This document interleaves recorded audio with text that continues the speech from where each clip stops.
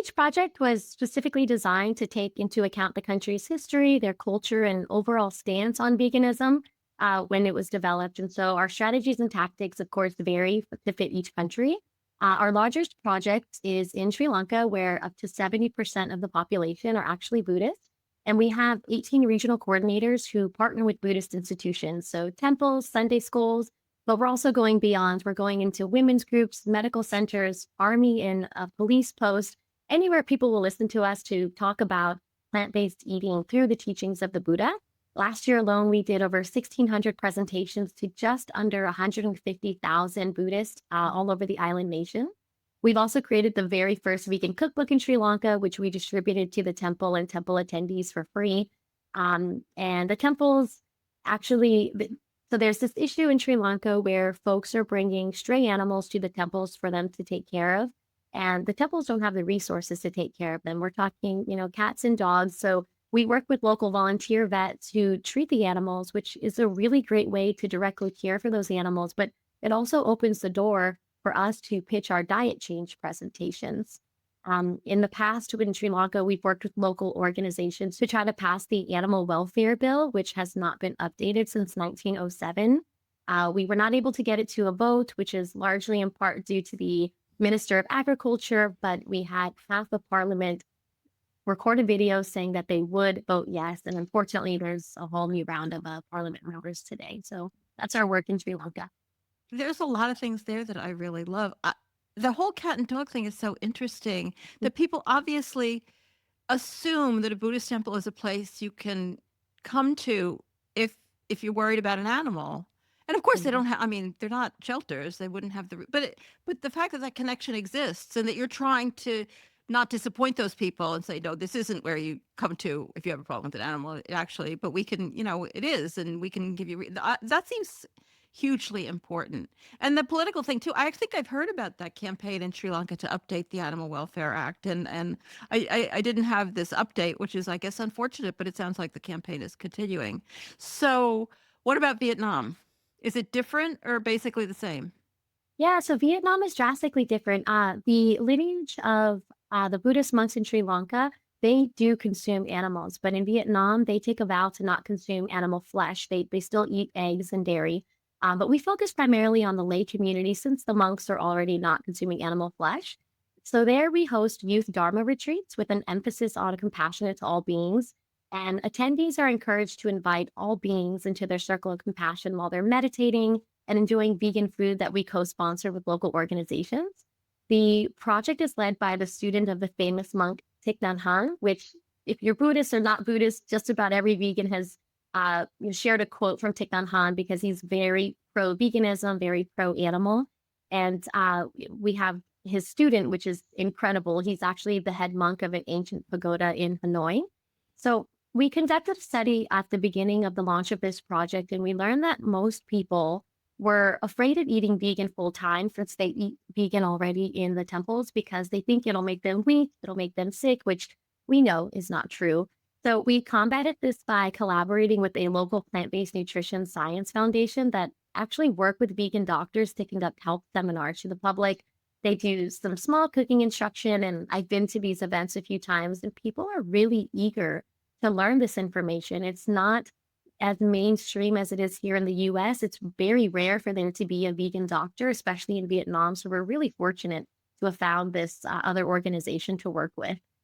We've also worked with a couple dog meat restaurants. Dog meat eating is very prevalent in the north of Vietnam, and we were able to transition 3 into fully plant-based restaurants, which is just Wow. amazing.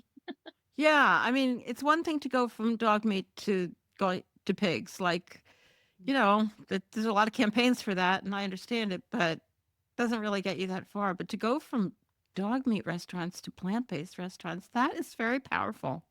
Absolutely. So it sounds like no matter where you are, you're kind of working with the institutions that already exist and trying to I was going to use the word infiltrate, but that sounds a little little nefarious or something. But you're not you're not creating this big thing yourself. You're working with all the institutions that already exist and finding the people who agree with you and the people who want to help and working with them. That's great. Absolutely. All right, Yeah. Thailand, same thing or whole new story? Yeah, Thailand is similar to Sri Lanka, wherein the monks consume animals. So Thailand has had a really big issue with obesity amongst the monks, and the issue is so bad that the government has been involved. Monks are dying at a really young age. They're passing from non communicable diseases, which we all know is diet related. And so in Thailand, the monks can only consume what they are given as dana or donation. And we decided to give health seminars. Our director is a YouTube sensation with millions and millions of viewers on his channel, but he also has a PhD in public health. And he goes with our team of doctors to talk directly to the monks about the food that they're consuming and how they have a choice to consume plant based foods, which will prolong their lives, thus prolonging the teachings of the Buddha. And it's an amazing program. We really love it. But we wanted to do more than just speak to them directly because we didn't know how to really measure that impact. So last year, we launched the Mindful Meals program where we secure formal agreements. And currently we have 5 Buddhist temples. And we're just asking them to serve fully plant based meals 1 day a week for an entire year. So each day they're serving about 80 meals. And if we do the math, we're looking at with the 5 temples we have, we've replaced 20,800 animal based meals within the next month since the program has been going on for a year. And this program is so significant because it really challenges, thousands of years of traditions where monks could only eat what was given to them by the community.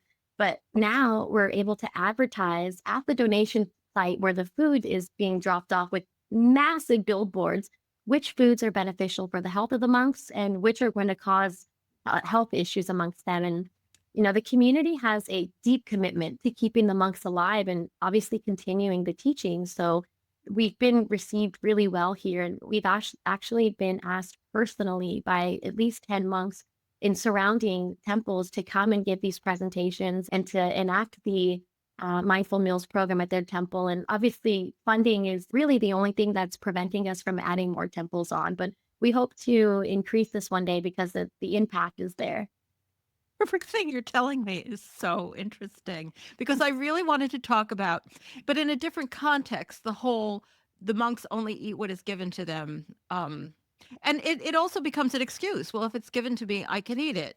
Yeah. It's not just so, but I had never thought of this side of it, that they actually have to eat what is given to them. Yeah. And the way I mean, that just seems like such powerful messaging. You're not telling people this is what you should eat. You're telling people this is what will keep the monks healthy. So please give them this. And that's a really powerful way to hear the message. It's not so challenging, I think. All right, we're going to get to the tough one. I think probably the It tough is. one. It is. What's going on in the US among American Buddhists? Yeah. So the US, like you said, it's been the most challenging project to launch. And that's because here we have such a strong attachment to the standard American diet. We've had to go back to the drawing board more times than I'd like to admit to perfect our strategy. As Buddhist centers here in the US, they fear alienating their Sangha, which is their community members, by transitioning their menus to plant based. And we learned that promoting veganism it's really taboo in US centers, and we've been shut down so many times. A previous employee was screamed at by a decision maker at a temple that she frequented, and yeah, not Buddhists are not expected. supposed to do that. Even I know that. But this really allowed us to get creative, and I think we have a winning recipe at this point. So this birthed what we call the Sustainable Sangha Collective, where we're inviting centers who are already serving meaningful vegan or vegetarian options to be listed on our website. That's all we're asking, step one. And they're joining other centers who are committed to combating climate change and animal use through menu changes. And so we are hoping that this is going to destigmatize veganism amongst Buddhist communities. Um, we need to make it mainstream. Right now, it seems like it's very niche, but if they can see that they're amongst some really popular centers who are already doing the work, then our next stage is going to be approaching centers who are not serving meaningful vegan options and asking them to make more compassionate menu changes with the knowledge that there are so many centers already doing it. and they didn't lose donors, which obviously a major concern for them.